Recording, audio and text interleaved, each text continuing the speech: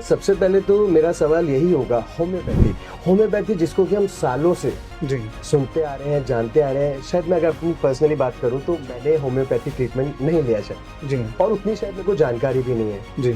तो सबसे पहले यही जानना चाहूंगा, होम्योपैथी और एलोपैथी में डिफरेंस क्या है इनमें अंतर?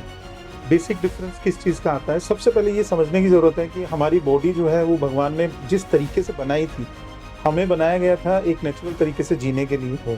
लेकिन जहाँ हम वर्ड्स का डिफरेंस करते हैं, जैसे एलोपैथी एंड होम्योपैथी को अगर हम डिवाइड करें तो this consist of two parts, allos and pathos. Allos means different, pathos means suffering. आपकी बीमारी से टोटली डिफरेंट तरीके की कोई केमिकल बेस्ड मेडिसिन आपको दी जाती है। जैसे फॉर एग्जांपल आपको टॉन्सिलाइटिस हो गया, केवल गला पक गया, आपका थोड़ा गला खराब है, बोलने में दिक्कत आ रही है, तो डॉक्टर ने आपको एंटीबायोटिक देना है, लेकिन वो आपका कहीं भी उसका डिजीज के साथ कोई रिलेशन नहीं है। वो एक डिफरेंट प्रोडक्ट है जो कि सफरिंग से उसका कोई रिलेशन नहीं है। अब बात करते हैं जैसे होम्योपैथी। जी। होम्योपैथी में क्या है कि होमियोस एंड पैथोस।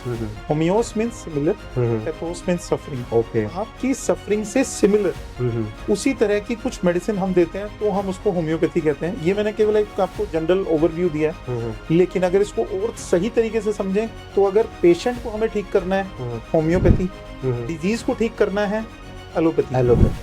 अभी तक आपने जो भी ट्रीटमेंट लिया एलोपैथी में, that is only for the disease condition, okay, not for Yuvraj. Okay.